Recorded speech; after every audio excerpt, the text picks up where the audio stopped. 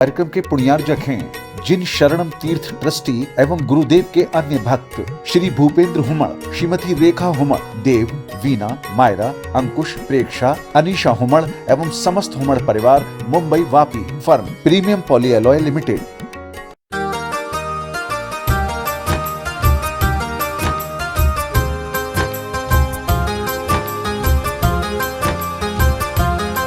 पानी की चाल और क्रोध की चाल एक से होती है। पानी कभी ऊपर नहीं चढ़ता है, क्रोध कभी ऊपर नहीं जाता है, क्रोध नीचे ही नीचे जाता है। ध्यान रखना। अब घर से चले, लेट हो गए, ऑफिस जा रहे हो, दुकान जा रहे हो, अब गुनगुना रहे हो, भुनभुना रहे हो, नाश्ता नहीं बनाया, ये नहीं किया, और ट्रैफिक लग गया तो ट्रैफिक में भी तुमको गुस्सा आ रहा है, आज ही रेड सिग्नल आना था, क्या करूं मैं, लेट हो गया, मैं लेट। अब बताइए गलती किसकी? गलती किसकी है? तुम लेट क्यों उठे? 5 मिनट पहले उठ जाते तो गुस्सा नहीं आता। गलती तुम्हारी, डांट पत्नी खा रही है, गलती तुम्हारी, डांट ट्रैफिक वाला खा रहा है, गलती तुम्हारी, दुकान चले गए, जाकर के नौकर पे बरस पड़े। नौकर क्या करे बेचारा, उसको तो नौकरी करना है, चुपचाप सिर डाल के सुन लिया करता है, बोलो क्या बोलना है, विचार करो, सोचो। गए तो वहां कस्टमर पे भड़क पड़े, गलती तुम्हारी है, सजा किस किस को मिल रही है, जल्दी नहीं उठे ये तुम्हारी गलती है, लेकिन हम किसको जिम्मेदार मानते हैं? तूने क्यों नहीं उठाया, तूने ऐसा क्यों नहीं किया? अरे उठाए तो गाली खाए, नहीं उठाए तो गाली खाए, क्या करे? घर गया, कस्टमर से झगड़ा हो गया, क्रोध लेके चला था, ग्राहक से झगड़ा हो गया। अब बताइए, वहां पहुंचा, जैसे ही ऑफिस पहुंचा, जैसे ही दुकान पहुंचा, उसके ऑफिसर आ गए, उनने डांटा। अरे पत्नी को तो डांट रहा था, कस्टमर को तो डांट रहा था, ट्रैफिक को तो डांट रहा था, बॉस आ गया तो वो सिर लटका के बैठा है, अब वो कुछ बोल ही नहीं पा रहा है, अब गुस्सा तो अंदर जा रहा है, बोल कुछ नहीं पा रहा है, गलती खुद की है, जिम्मेदार दूसरों को बता रहा है। अब बोलो बॉस डांट के चला जाएगा ऑफिस में, अब ये क्या करेगा? गुस्सा भीतर भर लिया, लौट के आएगा, जैसे ही घर आएगा, क्रोध देखो कैसे ऊपर से नीचे जा रहा है, जैसे ही क्रोध आएगा, घर में आएगा तो किस पर बरसेगा? गुस्से वाला पति किस पे बरसता है? बोलो बोलो, डरो मत, मैं बैठा हूं। किस पे बरसता है? आकर के पत्नी पे बरसता है। पत्नी बेचारी आज गुलाब जामुन बना के बैठी थी, रसगुल्ला, आज आएंगे रसगुल्ला खिलाऊंगी, गुलाब जामुन खिलाऊंगी, वो तो अंगार खा के आ रहा है, वो क्या गुलाब जामुन खाएगा, वो तो गुस्से में भरा आ रहा है। बेचारी पत्नी सुबह से लगी, पति देव आएंगे, आज ये करूंगी, आज जन्मदिन है, सुनील काला, ध्यान रखिए, विचार करिए, उसने बड़ी तैयारी की, तुम आके उस पर भड़क पड़े, उसकी भावना का हत्या कर दी आपने, भड़क पड़े, गुस्से में आ गए। पत्नी ने सोचा यार अब क्या करे, बेचारी बोल भी नहीं सकती है, चुप रह गई, औरंगाबाद की नहीं होगी, नहीं तो पूरी रसगुल्ला खिला देती आज। चुप रह गई, कुछ नहीं बोली। अब पत्नी क्या करेगी? पप्पू स्कूल से आया, अब इसका क्रोध किस पे निकलेगा? बॉस का क्रोध पत्नी पे, पत्नी का क्रोध। अब बच्चा क्या करे बेचारा, कुछ बोले तो पिटे, अब बच्चा परेशान, अब गुस्सा तो उसको भी आएगा, गुस्सा सुनेगा तो गुस्सा आएगा। अब वो क्या करे बेचारा? वो अपनी सारी गुस्सा काम वाली पे निकाल देता है, नौकरानी पे, आया पे। तू ऐसा नहीं कहती, तू में गुस्सा किसका है? लेट उठने का गुस्सा देखो कहां कहां तक पहुंच गया है, वो काम वाली पे, वो नौकरानी को चिल्ला रहा है। अब नौकरानी क्या करे बेचारी, मालिक का बच्चा है, जवाब दे नहीं सकती, मार नहीं सकती। अब बेचारी क्या करती है? गुस्से में मालूम है क्या होता है? इतनी जोर से बर्तन रगड़ती है, उसका गुस्सा बर्तन पे निकल जाता है। जिस दिन काम वाली अच्छे बर्तन साफ करे, समझना लड़के आई है, ध्यान रखना, सारा क्रोध उस पे निकाल दिया। क्रोध हमेशा नीचे की तरफ जाता है, क्रोध ऊंचाई की तरफ नहीं जाता। और मैं आपसे निवेदन कर रहा हूं कि जब भी मन में क्रोध आए ना, तो अपने से नीचे वालों के पास नहीं, अपने से बड़े वालों के पास जाके खड़े हो जाना, क्रोध अपने आप तुमसे दूर भाग जाएगा। और घर के बड़ों के सामने खड़े होने पर ना जाए तो ना जाए। मैं कहता हूं जब भी गुस्सा ज्यादा आ रहा हो ना, तो जब तक 4 महीने तो तपस्या कर लो, पुलक सागर के दर्शन को आ जाना, क्रोध गायब हो जाएगा। क्रोध वहीं उतर जाएगा जहां चप्पलें उतार दी जाती हैं। मैं तो चला जाऊंगा। ध्यान रखना, जब मैं ना रहूं ना, वो जब भी क्रोध आ जाए तो शांतिनाथ भगवान के चरणों में खड़े हो जाना। क्रोध अपने आप दूर भाग जाएगा। ध्यान रखिए, क्रोध से बचो। क्रोध बहुत बुरी चीज है। कैसी बातों पे झगड़ा हो जाता है जो कोई सिर पैर की बातें नहीं होती हैं। फालतू की बातों में आदमी झगड़ता है। दो पति पत्नी झगड़ने लगे सवेरे सवेरे।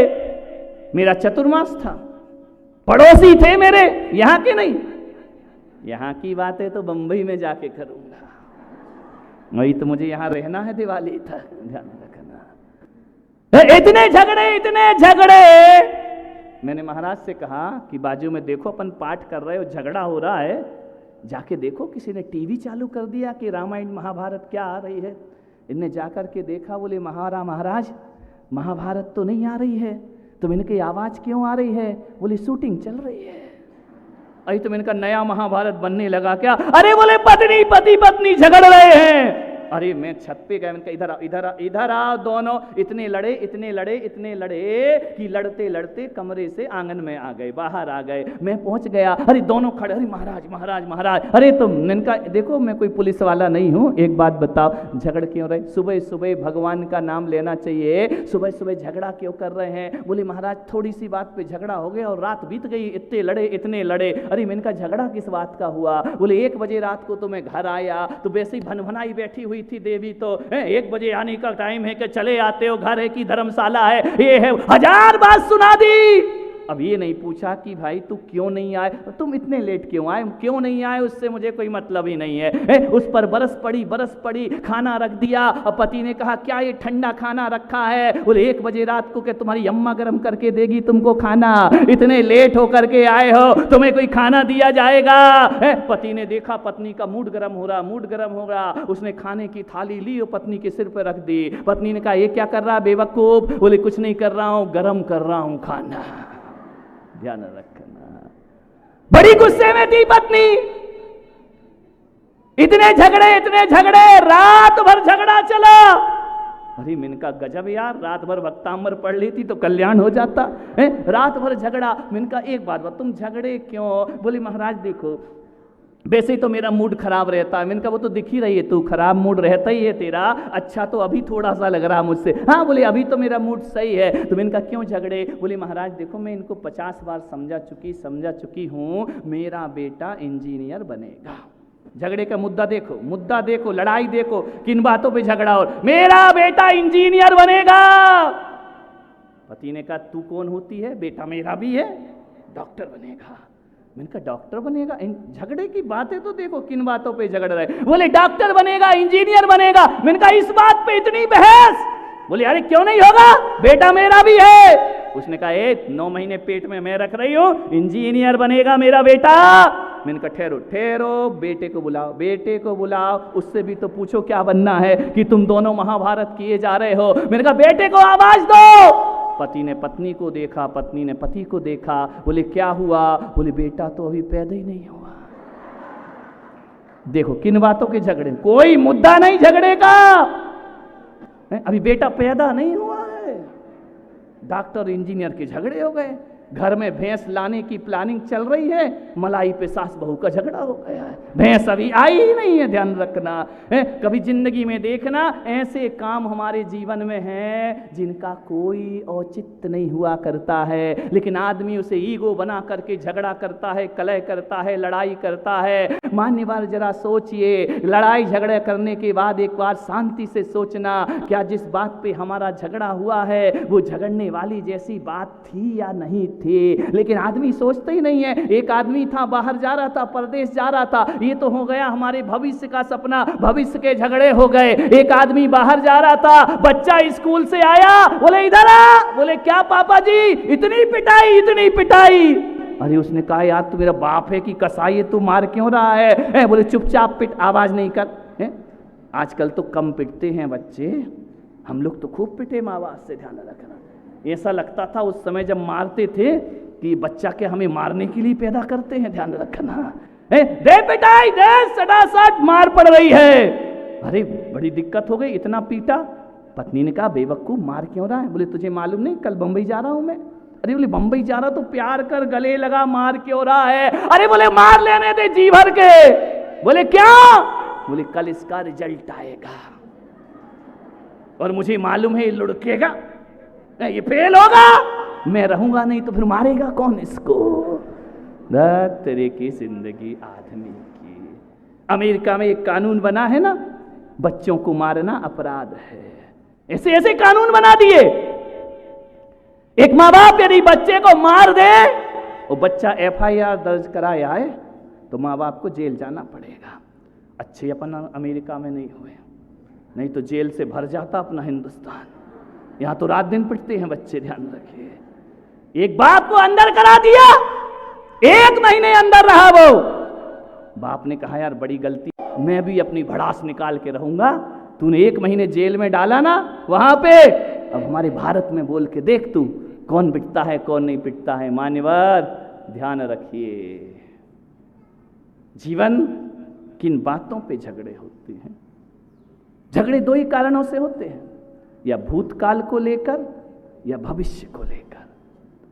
भूतकाल को, तुमने मुझसे ये कहा था मैं देख लूंगा, तुमने मुझसे वो कहा था, तुमने मुझे अपमान किया था, तुमने मेरा ये किया था, तुमने मेरा वो किया था। बोलचाल बंद, बोलचाल बंद। ध्यान रखना। एक जगह में आहार करने को गया, 2 भाई आपस में बोलना बंद कर दिए। बोले झगड़ा हो गया। बोले क्यों? बोले भरी सभा में इसने मेरा अपमान किया था। मैंने कहा कितने साल हो गए? बोले 6 साल हो गए। मैंने कहा 6 साल हो गए? मैंने कहा एक काम कर, वो तारीख बता किस तारीख को किया था? बोले तारीख तो महाराज याद नहीं। मैंने कहा वार बता, उस दिन कौन सा वार था? बोले वो भी याद नहीं। मैंने कहा ये बता तिथि कौन सी थी? बोले वो भी याद नहीं। मैंने कहा पक्ष कौन सा था? बोले वो तो विपक्षी होगा, पक्ष कहां से होगा? तो मैंने कहा तुझे पक्ष याद नहीं, तिथि याद नहीं, वार याद नहीं, स्थान याद है? बोले हाँ स्थान तो याद है, राजा बाजार के मंदिर में इसने मेरा अपमान किया था। मैंने कहा क्या बोला था? उसने मेरी ऐसी बेइज्जती की थी, शब्द याद है। मैंने कहा एक काम कर, कैलेंडर उठा के ला। जैसे ही कैलेंडर लाया, मैंने कहा इसमें बता कौन सी तिथि है? बोले 6 साल पुराना कैलेंडर मेरे घर में कहाँ से होगा, वो तो रद्दी में बिक चुका है। अरे मैंने कहा पागल, जब 1 साल पुराना कैलेंडर घर में नहीं रखता तो 6 साल पुरानी बातें दिल में क्यों रखता है अपनी जिंदगी में? एक बार विचार कीजिए। जैसे कैलेंडर फेंक दिया जाता है, वैसी पुरानी बातों को भी निकाल करके फेंक देना आदमी दिल में लगा के रखता है।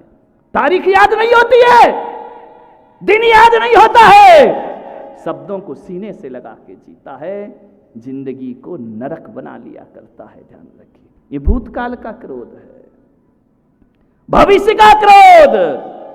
मुझे बड़ा दुख होता है कि 80 साल के हो गए, गुस्सा नहीं गया। सामायिक करते हो, प्रतिक्रमण करते हो, गुस्सा नहीं छूटता है तुम्हारा।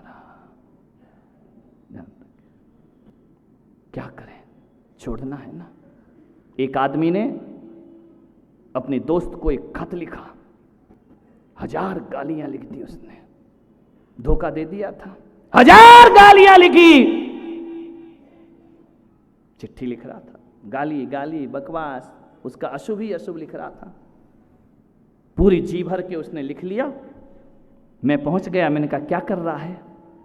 बोले एक दोस्त है धोखेबाज, उसको 1000 गालियां लिख के भेज रहा हूं मैं, उसने मेरे साथ गलत किया है, स्वार्थी इंसान है वो। मैं इस लेटर को डाल रहा हूं। मैंने कहा एक काम करना, आज मत डाल, आज मत डाल। बोले क्यों? मैंने कहा मुहूर्त अच्छा नहीं है, ध्यान रखना। बोली इसमें काहे का मुहूर्त? मैंने कहा तू मेरा कहना मान, आज मत डाल प्लीज, आज मत डाल, कल डालना। ठीक है कल डाल लूंगा। रात को फिर लेटर उसने पढ़ा, 1000 गालियां। उसे लगा यार अब थोड़ा पारा डाउन हुआ था। उसे लगा यार मैं इतनी गाली लिख रहा हूं, क्यों लिख रहा हूं? ना उससे मिलना, ना उससे आना, ना जाना। दूसरे दिन आया, मैंने कहा जा लेटर डाल दे। बोले डल गया। मैंने कहा क्या मतलब? बोले महाराज जब दोबारा लेटर पढ़ा तो मुझे ही शर्म आई कि मैं अपनी ज़िंदगी में इतने अपशब्द भी बोलता हूँ। मैंने लेटर फाड़ करके फेंक दिया।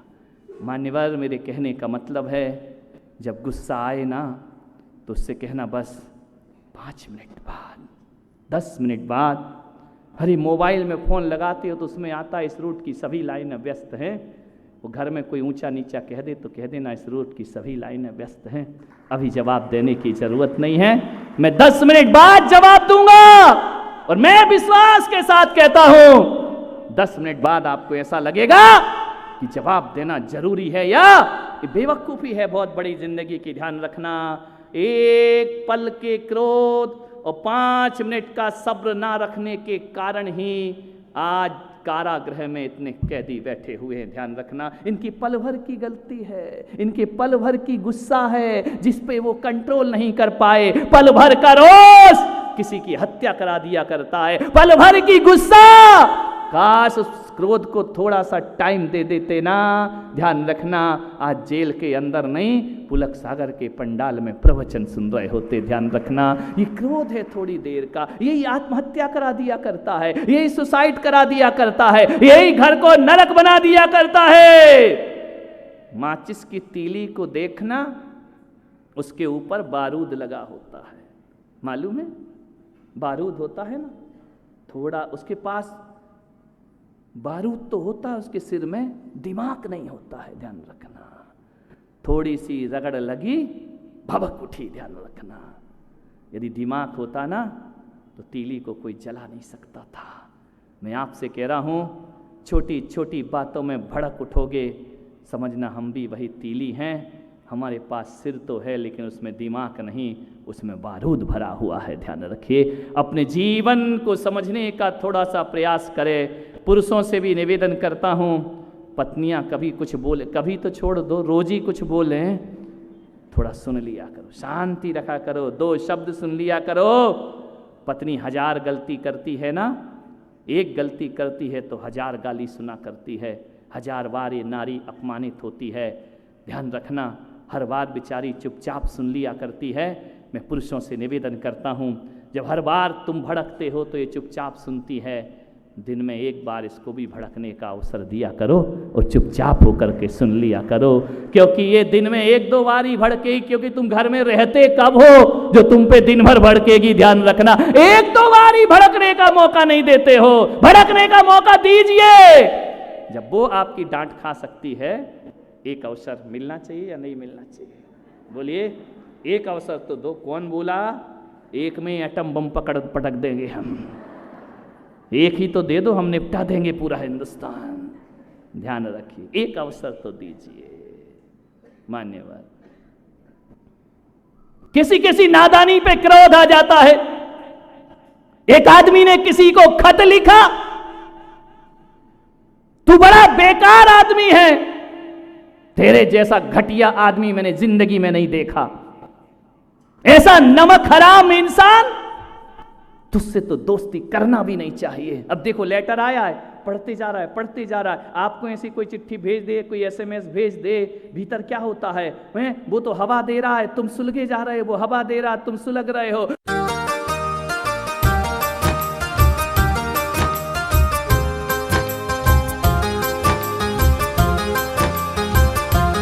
इस कार्यक्रम के पुण्यार जत्थे जिन शरणम तीर्थ ट्रस्टी एवं गुरुदेव के अन्य भक्त श्री भूपेंद्र हुमड़, श्रीमती रेखा हुमड़, देव, वीना, मायरा, अंकुश, प्रेक्षा, अनीशा हुमड़ एवं समस्त हुमड़ परिवार, Mumbai Vapi, firm premium polyalloy limited.